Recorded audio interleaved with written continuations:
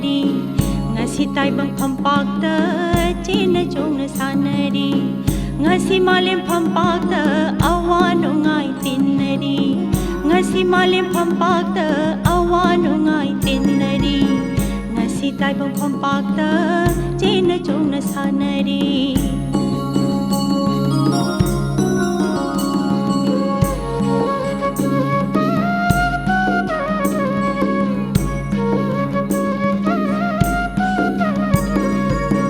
awa nungai punsigi pamni pampak se awa nungai punsigi sana pamni pampak se awa bana hangli nungai bana kumki awa bana hangki nungai bana kumki nungai bana suhangki awa bana sukumki nungai bana suhangki awa bana sukumki masini punsi pampak kumhaiwari masini punsi pampak kumhaiwari ngasi taibang pampakta chena chongna sanari ngasi taibang pampakta chena chongna sanari matam gi khonglaida modern manipuri theater na sakhap tamlakhibagi wari singbulasi hangatna ningsingbada haukraba kun suba chahi chagi mayai chap chana chanba kumjali singama chamapan yankhai gi matam asi khwaidagi maruoiba matam amani hairiba kumja asi maktadagi mahousaga manadaba aikhogi theater gi saklon ama khanghong holakhi aikhogi mitmangda hana ukhibaga khenaba hana khankiba wakhalda play ama yenglaga फाउखिबदुगी पुमखेन खेनबा पुकनिंग वाखलगी नुंग फाउन चंगसिलगा यैरकप थेंगनकी प्ले अमा येंगलुरगा नुंगाइबगी ngaihak wa wa nokluraga काउखिब अदु नत्तबा तुंग कोइन वाखल यामना खलानबा ड्रामा गी मसक अमा थोलखि असिगुंबा मखलगी ड्रामा कया तोंगा तोंगानबा एइबा कयाना खुद मथंग मथंग थानरखि असिगुंबा लीला मसेम सिंह अखोगी मिटमांगदा लीला अमा येंगलगा इराई लाइना खंगबंगंबा अमसुंग यामना psychological ओइबा खंगबंगंदबा खरसु यानसिलकी samna lilagi character masemda ayengbaga laina paw phawnaba ngamba amasung director adugi pukningi mata adu khangba ngamdaba pukningna lamba ngamdaba kayasu yaurakhi haibadi play aduda yauriba lilami adugi maram chatta aikhoi micham singna thengnariba ningti numit singda khangnariba faunariba punsigi masak adugi wangmada semlakpa lilami gi maram chat fenjilakpa asini hariba modern manipuri drama gi khongsat ki khongsan pham asida father of modern manipuri drama hari khangnariba GC Tongbrana kumja lising machamapan nifu gi matamdagi lupasana haiba play asi iduna masamakna linkatjaba society theater na sanaba hokrabasu Tongbrana nongchukki dramatist singi खुई निथीर नैनरगा लिसिंग म चमापन यांखैगी मतमदगी समाज लांगलेन साहित्य कबा play असि लिसिंग म चमापन यांखैदा खुद थाबा हौरखि मथंगदा पद्मश्री जीसी तोंगब्रागी तुंगथमांगथा ओइना अखोगी मॉडर्न मणिपुरी थिएटर गी पुवारीदा कांथोकपा यादबा अमदी वर्ल्ड सिनेमा गी पुवारीदा सनागी मयेकना इदुना लेरबा लमदमसिगी फिल्म अमसुंग थिएटर गी डायरेक्टर अरिबम श्याम शर्मा सिनी अरिबम श्याम शर्मा मणिपुर न्यू थिएटर सेमगतनबा सेमखिबा theatre group amateur artist association असिगे फाउंडर मेंबर सिंगी मनुंगदा अमनी ए क्यूब हायरगा सुखंगनबा मणिपुर गी न्यू थिएटर नत्रगा कंटेम्पररी मणिपुरी थिएटर गी कांखुलमा सेमलखिबा मियोय सिंग असिदी चही चा अमदा फंगबदा वारगदबा मियोय ngaktani हारिबा थिएटर लुप असिगे मपुम ओइबा पांदमदि अनोब इसै अमसुंग अनोब ड्रामा पुथोप असिनी हाइरिबा लुबसी सेमबगी मतंगदा अरिबम श्याम शर्मा मसाना इबा लाइरिक मतमगी इसै अमसुंग अहाक हाइबसिदा लमाई कुनमाथोय अमसुंग कुनिथोयदा मयेक सेंगना पल्लिबदी अहाक जॉनस्टोन स्कूल दगी इंग्लिश सिंग मचमापन यांखै मरिदा मैट्रिक पास तौबा मतुंग सही असिमक्तदा डीएम कॉलेज ता इंटरमीडिएट साइंस तमी इसै पामजबा मरुप सिंह जी रविंद्र शर्मा नोंमाइथेम पहाड़ी निंगथौजम एकेंद्र के एस फुलेंद्र आरंबम समरेंद्र आर के बिनोद नचिंग पुल्ले अइना कॉलेज की म्यूजिक सेक्रेटरी ओय रूप महलना सानबा टिपू सुल्तान कौब ड्रामा दु कॉलेज महिरोय सिंगना कॉलेज ता फंपाक सेमदुना सरस्वती पूजा थौरंग मरी लेनना माय पाकना आर्टिस्ट अमदी डायरेक्टर ओजा मैत्रम बिरना लीला अदु तंबिखि अखोयगी मतमदा एनसीसी डीएम कॉलेज ता कैप्टन हरनेना हौदोखि अखोय अयाम्बा एनसीसी यावी केम कयादा खामु खामु मिटकी पिरांग हाइबे इसे असिना मार्चिंग सोंग ओइना केमता हलकपदा सक्तुना मयाम यामना नुंगाइखि अखोई मयामना 1985 एमेचर आर्टिस्ट एसोसिएशन कौबा कांगलुप अमा लिंखटली मसिबु मयामना एक्यूफ हाइरगा खंगनखि कांगलुप असिदा अनौब ड्रामा पुथोकनबा पांदमसु थमखि अखोई मयामगी पुनफमना अरामबम समरेंद्रगी सगोलबन मैनो लेरक्ता लेबा मयुमदा ओइरमी कांगलुप असिगे मेंबर आर्टिस्ट सिंगदी गुरुमयुम रविंद्र निंगथौजम एकेंद्र नोंगमाइथेम पहाड़ी खुराइजम फुलेंद्र अरामबम समरेंद्र कैसाम जामिनी कांता अमदी आई इसामक असिना चिंबनी मतंग सिदा निंगसिंग याबदी अखोयगी डीएम कॉलेज असे अखोयगी अनौब मणिपुर अमा ओइरखिबगी समना अनौब पॉलिटिकल मूवमेंट आर्ट लिटरेचर पुनमकी नाब सेंटर अमनी अरिबम श्याम शर्मा दगी हौरगा पंजखिबा म्यूजिक असी मणिपुरी युम्बी ngaktani मॉडर्न मणिपुर अमगी आर्किटेक्ट ngaktani मफम सिदगी अनौब मणिपुरी थिएटर अनौब मतमिसै अनौब खुदई अनौब पॉलिटिकल गी इहौ पुनमकी खोंसान फमसु ओइखि लिसिंग मचमापन यांखैगी कॉलेज असिगे नहारोल सिंह असिना लिसिंग मचमापन निफु मंगादा रूप महलना सानखिबा ऐस नूतन चंद्र शर्मन इबा ऐस नीलमणिना डायरेक्शन तौबा हिस्टोरिकल प्ले टिपू सुल्तान असी पंजखरिबा सकनाइबा सिंह असिना कॉलेज असिगी सरस्वती पूजादा फंपाक सेमदुना अनोग वखल अमगा लोइनना सानखि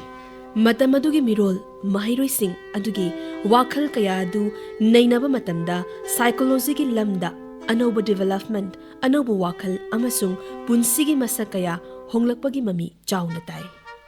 मतमदुदा एनसीसी इहान हाना कॉलेज असिदा हौदोखिबा कैप्टन हरनेट की साफुना मरम ओइरगा सरमलेंद्रगी पुंसीदा अकनबा हेना चेसिनबा लेबाक नुंसीबगी मथौ अमसु हापंगमखि मतमदुगी अमेचर आर्टिस्ट एसोसिएशन रुवरागगी लेबाक तिंगबा इसै अरिबम श्याम शर्मगी सैबांदा खुराइजम फुलेंद्रगी मतमिसै मयेक अनौब जुगकी अनौब आशा पुदुना सैसक्किबा सिंगना अरिबम श्याम शर्मा अहैबम बुधचंद्र अयेकपम कमला सगोलसेम रीता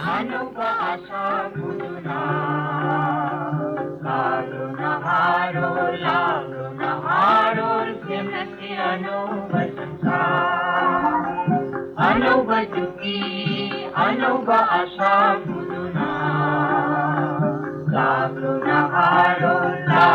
नहारो प्रेमकी अनौब संसार अरिब वाखल आमन बाकी जोर अरिब वाखल आमन बाकी जोर जाकृष्णु मतम विलमैना अशिब इतिहासी चितागलोनाना अशिब इतिहासी चितागलोनाना अनौब जुगी अनौब आशा पुदुना लागो नहारो चंदकी अनौब संसार अरिब मरुदगी अनौब मयोर हुलका अरिब मरुदगी अनौब मयोर हुलका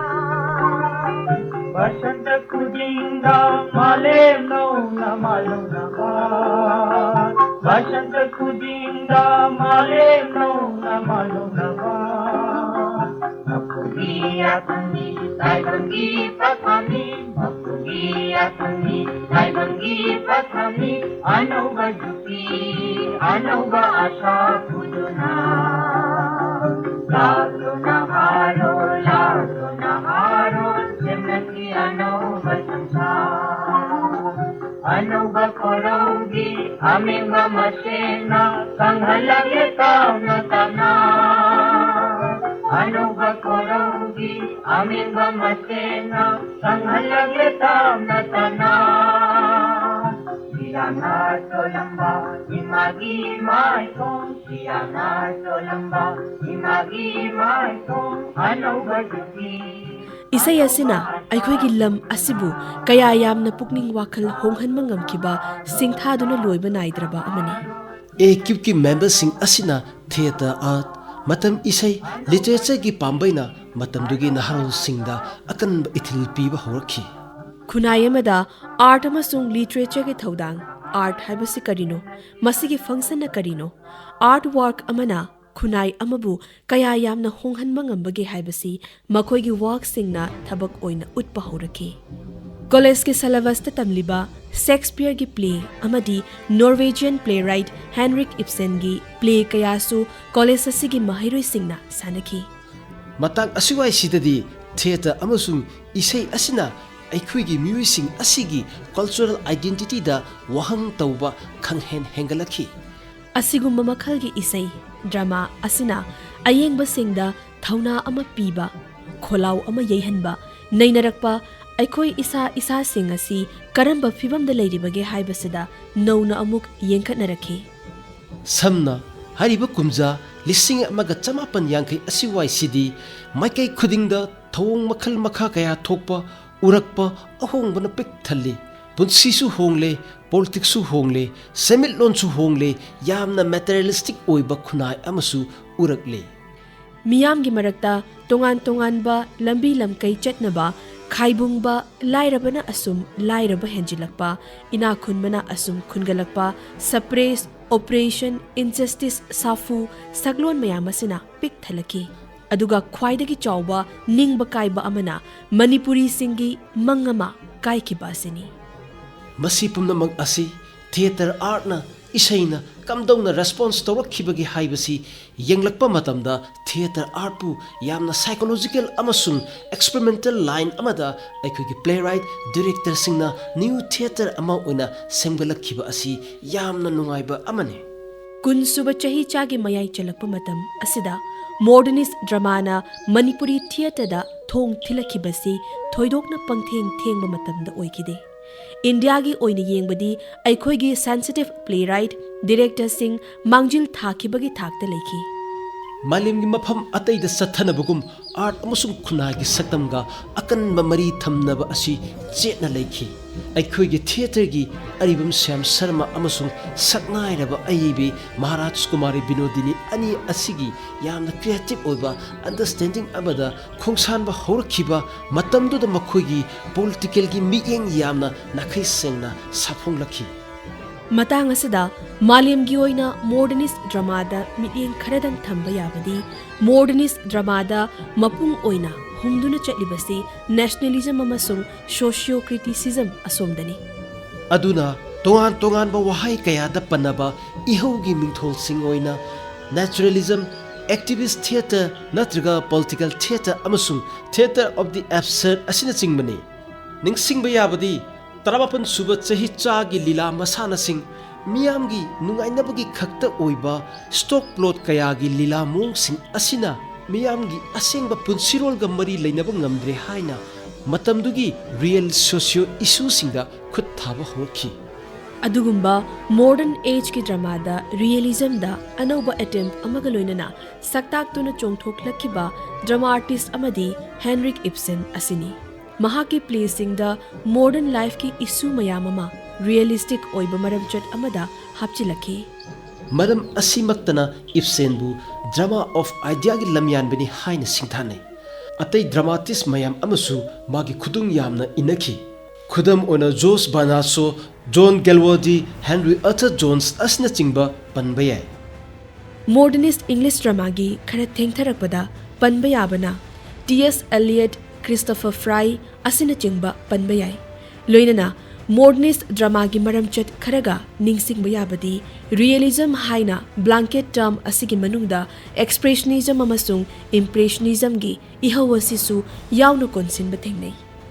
मसीगी मसक असिमक हेनरिक इब्सेन की वर्कसिंगदा मयक सेंगना थेंगनरी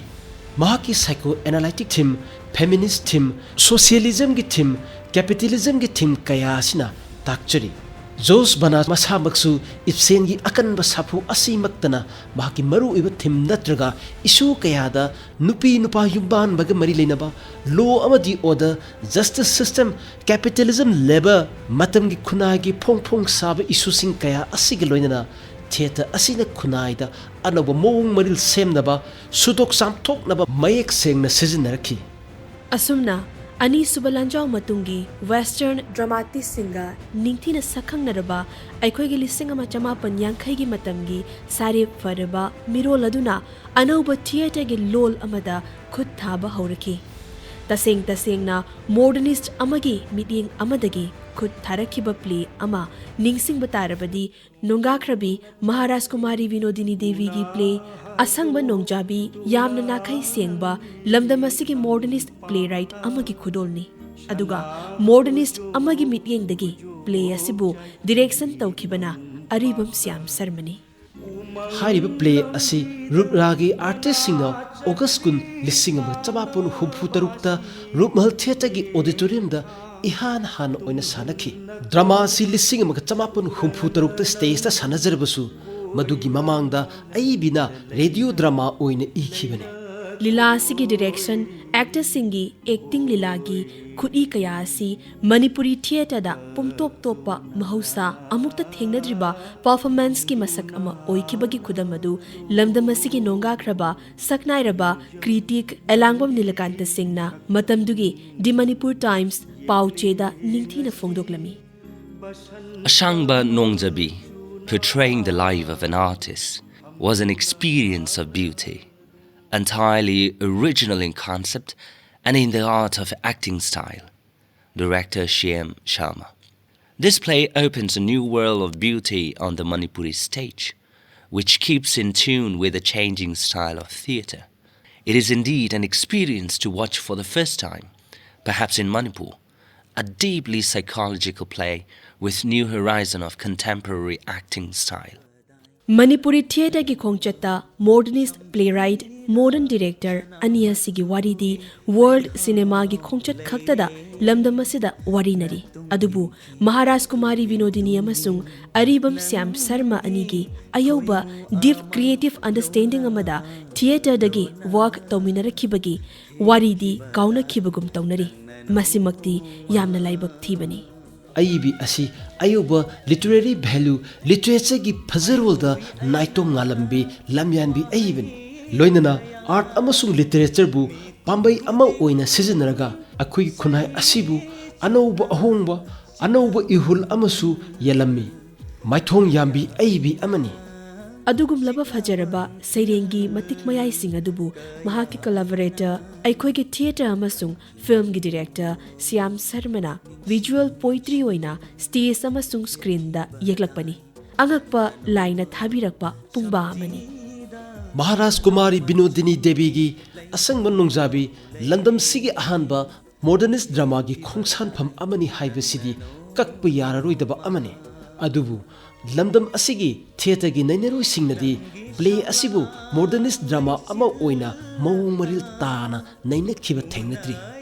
तसेंगनमक्ति असंग नोंजाबी ड्रामा असी महाराज कुमारी विनोदिनी देवीना मॉडर्न वेस्टर्न आर्ट असी ममुताना खंगलब मतुंगदा खुद थारखिबा प्ले अमनी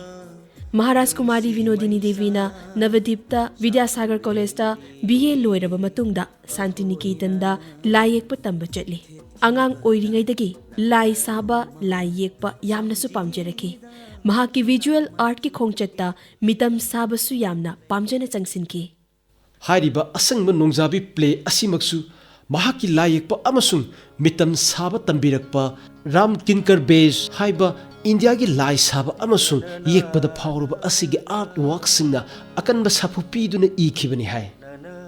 राम किनकर इंडिया की अंगनबा मॉडर्निस्ट सिंगी मनुंगदा यामना ममिंग लैबा आर्टिस्ट ने लोइनना मतमदुगे शांतिनिकेतनदा लाई येकपा तंबा असिसु चुमनगी महै तंबा खक्ता नतना आर्टिस्टिक एक्सपेरिमेंटल वर्क असि यामना तौहली लोइनना मॉडर्न फिलोसॉफी मॉडर्न एज के एडवांसमेंट एक्सपेरिमेंटेशन के हिरम सुना तंफम अमसु ओइकी मदुदगी कुपना खंगबा याबा खंगलबा मतुंग मॉडर्न वेस्टर्न आर्ट की पाक चाउना नैनरुरगा खुद थारकपनी वाह ꯀꯔꯤ ꯅꯄꯤꯅꯣ ꯁꯤꯗꯤ ꯏꯟꯗꯨ ꯃꯁꯤꯒꯤ ꯐꯤꯗꯥꯁꯦ ꯑꯩꯅ ꯏꯟꯒꯅꯨ ꯍꯥꯏꯗ꯭ꯔꯥ ꯑꯗꯨꯕꯨ ꯅꯣꯡꯊꯥꯡ ꯂꯩꯃ ꯉꯁꯤꯒꯤ ꯃꯆꯨ ꯑꯁꯤꯕꯨ ꯀꯅꯥꯒꯤ ꯀꯣꯛꯊꯛꯇ ꯇꯥꯔꯨꯗꯧꯔꯤꯕꯅꯣ ꯑꯋꯣꯏꯕ ꯏꯟꯗꯨ ꯅꯪꯅ ꯌꯥꯝ ꯀꯦꯕꯁꯦ ꯑꯩ ꯁꯨꯛꯄꯥꯝ ꯄꯥꯝꯗꯦ ꯅꯪꯒꯤ ꯂꯩ ꯃꯊꯦꯠ ꯑꯃ ꯂꯩꯕꯗꯥꯏꯅꯦ ꯁꯝꯖꯤꯗꯒꯤ ꯇꯥꯈꯤꯗꯨꯅ ꯂꯝꯈꯥꯡꯗ ꯄꯟꯕ ꯃꯥꯟꯕꯗꯣ ꯃꯗꯨ ꯐꯖꯩ ꯑꯩ ꯋꯥꯆꯣꯏ ꯉꯥꯡꯕ ꯇꯥꯕ ꯂꯥꯛꯄ ꯅꯠꯇꯦ ꯊꯕꯛꯀꯤ ꯂꯥꯛꯄꯅꯤ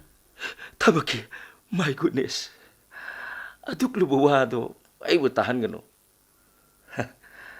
ꯊꯕꯛꯀꯤ ꯋꯥ ꯀꯔꯤꯅꯣ ꯃꯇꯥꯁꯤ ꯉꯁꯤ ꯀꯔꯤ ꯍꯥꯏꯅꯈꯤ ꯉꯁꯤ ꯀꯔꯤ ꯍꯥꯏꯅꯈꯤ ꯉꯁꯤ ꯅꯪꯕꯨ ꯑꯩꯅ ꯂꯥꯛꯎ ꯍꯥꯏꯈꯤꯕ꯭ꯔꯣ ꯁꯥꯎꯅꯨ ꯑꯩ ꯀꯥꯎꯔꯦ ꯇꯣ ꯁꯥꯎꯔꯦꯗꯣ ꯑꯗꯨꯝꯅ ꯅꯆꯤꯟ ꯄꯣꯝꯊꯣꯛꯀꯅꯨ ꯈꯨꯗꯣꯡꯊꯤꯕ ꯂꯩꯌꯦ ꯉꯁꯤ ꯅꯠꯇ꯭ꯔ ꯏꯟꯇꯔꯚ꯭ꯌꯨ ꯍꯥꯏꯕꯗꯨꯕꯣ ꯍꯧꯖꯤꯛ ꯄꯨꯡ ꯀꯌꯥ ꯇꯥꯔꯦ ꯈꯪꯗꯕ꯭ꯔꯥ ꯊꯧꯔꯥꯡ ꯂꯣꯏꯔꯣꯁꯦ ꯑꯩ ꯑꯥꯗ ꯂꯩꯔꯝꯃꯒꯦ ꯑꯗꯨꯒ ꯉꯥꯏꯈꯣ ꯑꯩꯅ ꯑꯁꯨꯛ ꯌꯥꯝꯅ ꯋꯥꯅ ꯅꯪꯒꯤ ꯊꯕꯛ ꯑꯃꯠꯇ ꯐꯪꯅꯕ ꯍꯣꯠꯅꯕꯁꯤꯕꯨ ꯅꯪꯅ ꯊꯧ ꯁꯨꯡꯁꯥ ꯁꯥꯗꯕꯁꯤꯕꯨ ꯀꯔꯤꯒꯤꯅꯣ ꯑꯩꯅ ꯏꯍꯥꯏ ꯍꯥꯏꯗꯅ ꯅꯪꯅ ꯈꯟꯕꯤꯕ ꯑꯁꯤꯅꯅꯤꯅꯦ ꯅꯪꯕꯨ ꯑꯩꯒꯤ ꯂꯥꯏꯔꯦꯝꯕꯤ ꯍꯥꯏꯔꯤꯁꯦ ꯑꯁ ꯋꯥꯆꯣꯏ ꯇꯣꯛꯀꯣꯁꯦ ꯅꯨꯡꯉꯥꯏꯔꯤꯕ꯭ꯔꯥ ꯁꯨꯝꯅ ꯍꯤꯡꯕꯁꯦ ꯍꯧꯖꯤꯛꯇꯤ ꯀꯦꯟꯚꯥꯁꯇꯤ ꯍꯥꯏꯔꯨꯅꯨ ꯔꯪ ꯐꯥꯎꯕ ꯂꯩꯕ ꯉꯝꯁꯤꯜꯂꯛꯇ꯭ꯔꯦ ꯑꯥꯔꯠ ꯁ꯭ꯀꯨꯜꯒꯤ ꯊꯕꯛꯁꯤꯗꯤꯅꯦ ꯑꯋꯣꯏꯕ ꯅꯪꯒ ꯌꯥꯝꯅ ꯆꯥꯟꯅꯩ ꯅꯪꯒꯤ ꯌꯦꯛꯄ ꯈꯣꯠꯄꯗꯁꯨ ꯀꯔꯤꯝꯇ ꯀꯥꯏꯔꯣꯏ ꯍꯦꯟꯅ ꯑꯗꯨꯝ ꯐꯒꯅꯤ ꯇꯥꯔꯤꯕ꯭ꯔꯥ ꯑꯩꯅ ꯍꯥꯏꯔꯤꯁꯦ ꯍꯩ ꯉꯥꯏꯈꯣ ꯏꯟꯗꯨ ꯂꯦꯡꯒꯅꯨ ꯑꯩ ꯅꯪꯕꯨ ꯌꯦꯛꯀꯦ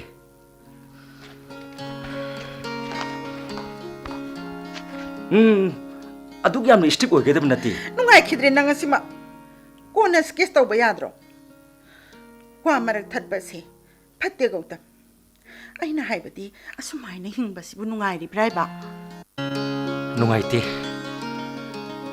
ꯑꯗꯨꯕꯨ ꯏꯟꯗꯨ ꯑꯩ ꯋꯥ ꯑꯃ ꯍꯪꯒꯦ ꯅꯪ ꯁꯥꯎꯒꯗ꯭ꯔꯥ ꯍꯥꯏꯔꯒ ꯈꯪꯕ ꯍꯥꯏꯗꯨꯅꯤ ꯅꯪ ꯑꯁꯤꯕꯨ ꯑꯩꯕꯨ ꯁꯥꯎꯕ ꯁꯥꯎꯁꯤꯔꯥ ꯁꯥꯎꯕ ꯁꯥꯎꯅꯁꯤꯔꯥ ꯑꯁꯨꯝ ꯈꯪꯗꯅ ꯁꯤꯈꯤꯕ ꯇꯥꯏ ꯑꯁꯤꯔꯥ ꯁꯤꯈꯤꯕꯒꯤꯗꯤ ꯋꯥꯗꯤꯌꯦ ꯃꯔꯛ ꯑꯁꯤꯒꯤꯅꯤ ꯑꯩꯅ ꯋꯥꯕꯗꯤ ꯁꯦ ꯏꯟꯗꯨ ꯁꯤꯗ ꯂꯥꯛꯑꯣ ꯑꯩꯒꯤ ꯅꯥꯛꯇ ꯆꯪꯁꯤꯜꯂꯛꯑꯣ ꯅꯤꯡꯊꯤꯅ ꯁꯤꯗ ꯐꯝꯃꯨ ꯍꯥꯏꯕ ꯑꯩ ꯋꯥ ꯑꯃ ꯍꯥꯏꯒꯦ ꯅꯪ ꯁꯥꯎꯗꯤ ꯁꯥꯎꯅꯨ ꯅꯪꯅ ꯁꯥꯎꯈꯤꯕꯁꯦ ꯑꯩꯒꯤꯗꯤ ꯑꯔꯣꯏꯕꯅꯤ ꯑꯩ ꯈꯪꯉꯤ ꯅꯪꯅ ꯑꯩꯒꯤ ꯌꯥꯝꯅ ꯋꯥꯕꯤꯔꯦ ꯆꯨꯝꯃꯤ ꯑꯩꯍꯥꯛ ꯊꯕꯛ ꯑꯃ ꯇꯧꯗ꯭ꯔꯕꯗꯤ ꯑꯩꯒꯤ ꯐꯤꯕꯝ ꯖꯨꯒꯣꯠ ꯆꯥꯗꯕ ꯇꯥꯏ ꯍꯥꯏꯔꯤꯕ ꯑꯁꯪꯕ ꯅꯣꯡꯖꯥꯕꯤ ꯗ꯭ꯔꯃꯥ ꯑꯁꯤꯃꯛꯇꯤ ꯃꯣꯗꯔꯅꯤꯁ ꯗ꯭ꯔꯃꯥꯒꯤ ꯈ꯭ꯋꯥꯏꯗꯒꯤ ꯃꯔꯨ ꯑꯣꯏꯕ ꯊꯤꯝ ꯑꯣꯐ ꯑꯦꯂꯤꯅꯦꯁꯟꯗ ꯆꯞ ꯆꯥꯅ ꯈꯨꯠ ꯊꯥꯔꯛꯄ ꯄ꯭ꯂꯦ ꯑꯃꯅꯤ ꯗ꯭ꯔꯃꯥ ꯑꯁꯤꯒꯤ ꯃꯔꯨ ꯑꯣꯏꯕ ꯂꯤꯂꯥꯃꯤ ꯑꯃ ꯑꯣꯏꯔꯤꯕ ꯒꯧꯇꯝ ꯍꯥꯏꯔꯤꯕꯁꯤꯒꯤ ꯑꯦꯂꯤꯅꯦꯁꯟꯕꯨ ꯁꯥꯏꯀꯣꯂꯣꯖꯤꯀꯦꯜ ꯁ꯭ꯇ꯭ꯔꯒꯜ ꯑꯃ ꯑꯣꯏꯅ ꯌꯦꯛꯄꯅꯤ ꯑꯗꯨꯒ ꯑꯦꯂꯤꯅꯦꯁꯟ ꯍꯥꯏꯕ ꯃꯣꯗꯔꯟ ꯂꯥꯏꯐꯀꯤ ꯄꯨꯛꯅꯤꯡꯒꯤ ꯃꯇꯥ ꯑꯁꯤꯃꯛꯇꯤ ꯑꯅꯧꯕ ꯃꯇꯝꯒꯤ ꯐꯦꯅꯣꯃꯦꯅꯟ ꯑꯃꯅꯤ ꯃꯍꯥꯔꯥꯖ ꯀꯨꯃꯥꯔꯤ ꯕꯤꯅꯣꯗꯤꯅꯤꯅ ꯀꯨꯝꯖꯥ 1965 ꯃꯇꯝ ꯑꯗꯨꯋꯥꯏꯗ ꯔꯦꯗꯤꯑꯣ ꯗ꯭ꯔꯃꯥ ꯑꯣꯏꯅ ꯁꯤꯜꯄꯤ ꯍꯥꯏꯅ ꯃꯤꯡꯊꯣꯟꯗꯨꯅ ꯏꯈꯤꯕ ꯗ꯭ꯔꯃꯥ ꯑꯁꯤ ꯑꯃꯨꯛ ꯑꯏꯕꯤ ꯃꯁꯥꯃꯛꯅ ꯁ꯭ꯇꯦꯖ ꯄ꯭ꯂꯦ ꯑꯣꯏꯅ ꯏꯊꯣꯛꯇꯨꯅ ꯔꯨꯞ ꯔꯥꯒꯅ 1963 ꯑꯃꯨꯛ ꯁꯥꯟꯅꯈꯤꯕꯅꯤ ꯁ꯭ꯇꯦꯖ ꯄ꯭ꯂꯦ ꯑꯣꯏꯅ ꯏꯍꯥꯟ ꯍꯥꯟꯅ ꯁꯥꯟꯅꯕ ꯑꯗꯨꯗ ꯁꯔꯨꯛ ꯌꯥꯈꯤꯕꯁꯤꯡꯗꯤ ꯒꯧꯇꯝ, ꯂꯥꯏ ꯌꯦꯛꯄ ꯑꯥꯔꯇꯤꯁꯀꯤ ꯁꯛꯇꯝꯗ ꯔꯕꯤꯟꯗ꯭ꯔ ꯁꯔꯃ, ꯏꯟꯗꯨ, ꯑꯣꯖꯥ ꯑꯣꯏꯕꯤ ꯅꯨꯄꯤ ꯑꯃꯒꯤ ꯁꯛꯇꯝꯗ ꯌꯦꯡꯈꯣꯝ ꯔꯣꯃꯥ, ꯀꯩꯅ꯭ꯌꯥꯇꯣꯝꯕꯤ, ꯄꯥꯅꯥ ꯌꯣꯟꯕꯤ ꯑꯃꯒꯤ ꯁꯛꯇꯝꯗ ꯃꯦꯙꯥꯕꯇꯤ, ꯏꯟꯗꯨꯒꯤ ꯃꯥꯃꯥ, ꯑꯔꯤꯕꯝ ꯁ꯭ꯌꯥꯝ ꯁꯔꯃ, ꯃꯤꯌꯥꯏ ꯆꯟꯕ ꯅꯨꯄꯥ, ꯁꯅꯁꯝ ꯏꯕꯣꯄꯤꯁꯛ, ꯍꯣꯇꯦꯜ ꯃꯦꯅꯦꯖꯔ, ꯅꯣꯡꯊꯣꯟ, ꯁꯥꯇ꯭ꯔ ꯃꯆꯥ ꯑꯅꯤ, ꯙꯅꯆꯟꯗ꯭ꯔ ꯁꯔꯃ, ꯕꯨꯙꯆꯟꯗ꯭ꯔ ꯑꯍꯩꯕꯝ, ꯃ꯭ꯌꯨꯖꯤꯛ ꯗꯤꯔꯦꯛꯁꯟ, ꯅꯣꯡꯃꯥꯏꯊꯦꯝ ꯄꯍꯥꯔꯤ, ꯁ꯭ꯇꯦꯖ ꯄ꯭ꯂꯦꯒꯤ ꯁꯤꯖꯤꯟꯅꯅꯕ ꯑꯌꯦꯛꯄ ꯂꯥꯏ ꯄꯤꯕꯤꯔꯛꯈꯤꯕ ꯍꯥꯎꯕꯝ ꯁ꯭ꯌꯥꯝ ꯁꯨꯟꯗꯔ ꯑꯃꯁꯨꯡ ꯊꯣꯏꯗꯤꯡꯖꯝ ꯇꯣꯝꯕꯤ, ꯑꯗꯨꯒ ꯄ꯭ꯂꯦ ꯑꯁꯤꯕꯨ ꯗꯤꯔꯦꯛꯁꯟ ꯇꯧꯔꯤꯕꯅ ꯑꯔꯤꯕꯝ ꯁ꯭ꯌꯥꯝ ꯁꯔꯃ ꯑꯁꯤꯅꯤ꯫ ꯍꯥꯏꯔꯤꯕ ꯑꯁꯪꯕ ꯅꯣꯡꯖꯥꯕꯤ ꯗ꯭ꯔꯃꯥ ꯑꯁꯤꯃꯛꯇꯤ ꯃꯅꯤꯄꯨꯔꯤ ꯊꯤꯌꯦꯇꯔꯒꯤ ꯃꯥꯏꯜꯁ꯭ꯇꯣꯟ ꯄ꯭ꯂꯦ ꯑꯃꯅꯤ꯫ ꯃꯅꯤꯄꯨꯔꯤ ꯊꯤꯌꯦꯇꯔꯒꯤ ꯄꯨꯋꯥꯔꯤꯒꯤ ꯈꯣꯡꯆꯠꯇ ꯃꯣꯗꯔꯟ ꯃꯅꯤꯄꯨꯔꯤ ꯊꯤꯌꯦꯇꯔꯒꯤ ꯃꯣꯗꯔꯅꯤꯁ ꯑꯃꯒꯤ ꯃꯤꯠꯌꯦꯡꯗ ꯃꯣꯗꯔꯟ ꯐꯤꯂꯣꯁꯣꯐꯤ ꯑꯃꯗ ꯈꯨꯠ ꯊꯥꯕ ꯇꯥꯡꯀꯛ ꯑꯃꯒꯤ ꯑꯍꯧꯕ ꯄ꯭ꯂꯦ ꯑꯃꯅꯤ꯫ ꯑꯩꯈꯣꯏꯅ ꯅꯤꯡꯁꯤꯡꯕ ꯌꯥꯕꯗꯤ ꯃꯅꯤꯄꯨꯔꯤ ꯊꯤꯌꯦꯇꯔꯒꯤ ꯏꯍꯥꯟ ꯍꯥꯟꯕ ꯐꯝꯄꯥꯛ ꯂꯤꯂꯥ ꯍꯧꯗꯣꯛꯈꯤꯕ ꯑꯁꯤ 1902ꯗ ꯄ꯭ꯔꯚꯥꯁ ꯃꯤꯂꯟ, ꯃꯊꯪꯗ ꯑꯩꯈꯣꯏꯒꯤ ꯏꯔꯣꯜꯗ ꯑꯩꯈꯣꯏꯒꯤ ꯑꯏꯕꯅ ꯏꯔꯛꯄ ꯂꯤꯂꯥꯅ 1915ꯗ ꯂꯥꯏꯔꯦꯟꯃꯌꯨꯝ ꯏꯕꯨꯡꯉꯣ ꯍꯜꯁꯤꯡꯅ ꯏꯕ ꯂꯤꯂꯥ ꯅꯔꯁꯤꯡ ꯂꯩꯔꯦ꯫ ꯃꯊꯪꯗ ꯃꯣꯗꯔꯟ ꯃꯅꯤꯄꯨꯔꯤ ꯗ꯭ꯔꯃꯥꯅ ꯍꯧꯔꯛꯄꯗ ꯃꯣꯗꯔꯅꯤꯁ ꯑꯃꯒꯤ ꯃꯤꯠꯌꯦꯡꯗꯒꯤ ꯃꯣꯗꯔꯟ ꯐꯤꯂꯣꯁꯣꯐꯤ ꯑꯃꯒ ꯂꯣꯏꯅꯅ ꯈꯨꯠ ꯊꯥꯕ ꯑꯍꯥꯟꯕ ꯄ꯭ꯂꯦ ꯑꯁꯪꯕ ꯅꯣꯡꯖꯥꯕꯤ ꯑꯁꯤꯃ ꯂꯩꯔꯦ ꯃꯔꯝ ꯑꯗꯨꯅ ꯍꯥꯏꯔꯤꯕ ꯄ꯭ꯂꯦ ꯑꯍꯨꯝ ꯑꯁꯤ ꯃꯅꯤꯄꯨꯔꯤ ꯊꯤꯌꯦꯇꯔꯒꯤ ꯄꯨꯋꯥꯔꯤꯒꯤ ꯇꯥꯡꯀꯛ ꯑꯃꯃꯝꯒꯤ ꯍꯧꯔꯛꯄꯒꯤ ꯑꯆꯧꯕ ꯌꯨꯝꯕꯤ ꯉꯥꯛꯇꯅꯤ ꯍꯥꯏꯕ ꯌꯥꯏ ꯑꯁꯪꯕ ꯅꯣꯡꯖꯥꯕꯤ ꯄ꯭ꯂꯦ ꯑꯁꯤ ꯑꯅꯤꯁꯨꯕ ꯂꯥꯟꯖꯥꯎꯒꯤ ꯃꯇꯨꯡ ꯑꯦꯛꯖꯤꯁꯇꯦꯟꯁꯤꯌꯦꯂꯤꯖꯝꯒꯤ ꯐꯤꯂꯣꯁꯣꯐꯤꯗ ꯌꯨꯝꯐꯝ ꯑꯣꯏꯗꯨꯅ ꯏꯅꯔꯛꯄ ꯃꯥꯂꯦꯝꯒꯤ ꯂꯤꯂꯥꯁꯤꯡꯒꯤ ꯃꯅꯨꯡꯗ ꯑꯃꯅꯤ ꯑꯦꯛꯖꯤꯁꯇꯦꯟꯁꯤꯌꯦꯂꯤꯖꯝ ꯍꯥꯏꯕ ꯐꯤꯂꯣꯁꯣꯐꯤꯀꯦꯜ ꯃꯨꯚꯃꯦꯟ ꯑꯁꯤꯃꯛꯇꯤ 18 ꯁꯨꯕ ꯆꯍꯤꯆꯥꯒꯤ ꯃꯌꯥꯏ ꯆꯜꯂꯛꯄ ꯃꯇꯝꯗ ꯗꯥꯅꯤꯁ ꯐꯤꯂꯣꯁꯣꯐꯔ ꯁꯣꯔꯦꯟ ꯀꯤꯔꯀꯥꯒꯣꯔꯅ ꯍꯧꯗꯣꯛꯂꯝꯕ ꯃꯨꯚꯃꯦꯟ ꯑꯃꯅꯤ ꯑꯗꯨꯒ ꯑꯦꯛꯖꯤꯁꯇꯦꯟꯁꯤꯌꯦꯂꯤꯖꯝ ꯍꯥꯏꯕ ꯋꯥꯍꯩ ꯑꯁꯤꯕꯨ ꯃꯤꯡꯊꯣꯜꯂꯝꯕꯅ ꯐ꯭ꯔꯦꯟꯁ ꯐꯤꯂꯣꯁꯣꯐꯔ ꯒꯦꯕ꯭ꯔꯤꯌꯦꯜ ꯃꯥꯔꯁꯦꯜꯅ 1940ꯒꯤ ꯃꯌꯥꯏ ꯆꯜꯂꯛꯄ ꯃꯇꯝꯗ ꯃꯤꯡꯊꯣꯟꯈꯤꯕꯅꯤ ꯍꯥꯏꯔꯤꯕ ꯑꯦꯛꯖꯤꯁꯇꯦꯟꯁꯤꯌꯦꯂꯤꯖꯝ ꯍꯥꯏꯕ ꯐꯤꯂꯣꯁꯣꯐꯤꯀꯦꯜ ꯃꯨꯚꯃꯦꯟ ꯑꯁꯤꯃꯛꯇꯤ ꯃꯤꯑꯣꯏꯕꯒꯤ ꯄꯨꯟꯁꯤꯒꯤ ꯋꯥꯉꯨꯂꯣꯟ ꯑꯃꯗ ꯑꯃꯗꯤ ꯃꯤꯑꯣꯏꯕꯒꯤ ꯑꯦꯛꯖꯤꯁꯇꯦꯟꯁꯄꯨ ꯑꯦꯅꯥꯂꯥꯏꯁꯤꯁ ꯇꯧꯕ ꯃꯈꯜ ꯑꯃꯅꯤ ꯃꯁꯤꯒꯤ ꯐꯤꯂꯣꯁꯣꯐꯤ ꯑꯁꯤꯗ ꯂꯥꯏꯅꯤꯡ ꯂꯥꯏ ꯆꯅꯂꯤꯛꯂꯝ ꯄꯔꯝ ꯄꯨꯝꯅꯃꯛ ꯂꯩꯇ꯭ꯔꯕ ꯂꯥꯏ ꯍꯥꯏꯕꯗꯨꯒꯤ ꯃꯈꯥꯗ ꯂꯩꯇ꯭ꯔꯕ ꯃꯥꯂꯦꯝ ꯑꯃꯗ ꯃꯤꯑꯣꯏꯕ ꯍꯥꯏꯕꯁꯦ ꯅꯥꯏꯇꯣꯝ ꯇꯥꯔꯦ ꯍꯥꯏꯕ ꯐꯤꯂꯣꯁꯣꯐꯤ ꯑꯃꯅꯤ ꯑꯗꯨꯒ ꯏꯁꯣꯔ ꯂꯥꯏ ꯍꯥꯏꯕꯁꯤ ꯁꯤꯔꯦ God is dead ꯍꯥꯏꯕ ꯁ꯭ꯂꯣꯒꯥꯟ ꯑꯁꯤꯃꯛꯇꯤ ꯖꯔꯃꯟ ꯐꯤꯂꯣꯁꯣꯐꯔ ꯐ꯭ꯔꯦꯗꯔꯤꯛ ꯅꯤꯆꯥꯅ ꯃꯍꯥꯛꯀꯤ ꯐꯤꯂꯣꯁꯣꯐꯤꯀꯦꯜ ꯐꯤꯛꯁꯟ ꯖꯔꯥꯊ꯭ꯌꯨꯁꯇ꯭ꯔ ꯍꯥꯏꯕꯁꯤꯗ ꯏꯔꯛꯄꯗꯒꯤꯅꯤ ꯑꯗꯨꯒ ꯃꯁꯤꯒꯤ ꯐꯤꯂꯣꯁꯣꯐꯤ ꯑꯁꯤꯕꯨ ꯍꯦꯟꯅ ꯄꯣꯄꯨꯂꯔꯥꯏꯖ ꯇꯧꯈꯤꯕ ꯑꯁꯤꯅ ꯐ꯭ꯔꯦꯟꯁ ꯐꯤꯂꯣꯁꯣꯐꯔ ꯖꯣꯟ ꯄꯣꯜ ꯁꯥꯔꯇ꯭ꯔ ꯑꯁꯤꯅꯅꯤ ꯃꯁꯤꯒꯤ ꯋꯥꯉꯨꯂꯣꯟ ꯑꯁꯤ ꯆꯨꯡ ꯐꯤꯔꯥꯜ ꯆꯥꯗ꯭ꯔꯕ ꯃꯔꯤ ꯃꯈꯣꯡ ꯁꯝꯅꯗ꯭ꯔꯕ ꯃꯊꯣꯡ ꯍꯨꯞꯇ꯭ꯔꯕ ꯃꯥꯂꯦꯝ ꯑꯃꯗ ꯁꯝꯅ ꯋꯥꯍꯟꯊꯣꯛ ꯂꯩꯇ꯭ꯔꯕ ꯃꯥꯂꯦꯝ ꯑꯃꯗ ꯋꯥꯍꯟ ꯑꯃ ꯊꯤꯔꯤꯕ ꯃꯤꯑꯣꯏꯕꯒꯤ ꯏꯈꯧ ꯂꯥꯡꯕ ꯑꯗꯨꯅꯤ ꯈꯨꯗꯝ ꯑꯣꯏꯅ ꯑꯩꯈꯣꯏꯒꯤ ꯂꯝꯗꯝ ꯑꯁꯤꯗ ꯑꯆꯧ ꯑꯆꯧꯕ ꯂꯥꯟꯖꯥꯎ ꯀꯌꯥ ꯊꯣꯛꯈ꯭ꯔꯕ ꯃꯇꯨꯡꯗ ꯃꯥꯂꯦꯝꯒꯤ ꯃꯤꯌꯥꯝ ꯑꯁꯤꯅ ꯈꯝ ꯊꯦꯡꯅ ꯋꯥꯅꯔꯕ ꯍꯥꯠꯄ ꯇꯨꯞꯄ ꯅꯨꯄꯤꯒꯤ ꯏꯖꯠ ꯇꯦꯝꯁꯤꯡꯅꯕ ꯑꯉꯛꯄ ꯐꯪꯂꯕ ꯑꯋꯥ ꯑꯅꯥ ꯅꯪꯂꯕ ꯃꯇꯝ ꯑꯗꯨꯗ ꯑꯩꯈꯣꯏꯅ ꯅꯤꯡꯅꯔꯤꯕ ꯂꯥꯏ ꯑꯃꯠꯇꯅ ꯊꯣꯛꯂꯛꯇꯨꯅ ꯑꯩꯈꯣꯏꯕꯨ ꯀꯟꯕꯤꯈꯤꯗ꯭ꯔꯕꯗ ꯑꯩꯈꯣꯏ ꯃꯤꯑꯣꯏꯕꯅ ꯃꯈꯥ ꯇꯥꯅ ꯂꯥꯏ ꯅꯤꯡꯂꯨꯕꯒꯤ ꯃꯊꯧ ꯇꯥꯗ꯭ꯔꯦ God is dead ꯂꯥꯏ ꯁꯤꯔꯦ ꯍꯥꯏꯕ ꯂꯥꯏ ꯀꯗꯥꯏꯗ ꯆꯠꯈ꯭ꯔꯦ ꯍꯥꯏꯕ ꯋꯥꯐꯝ ꯑꯁꯤ ꯊꯣꯛꯂꯛꯈꯤ ngasi malim pampakta awanungai tinnari ngasi taibang pampakta chena chongna sanari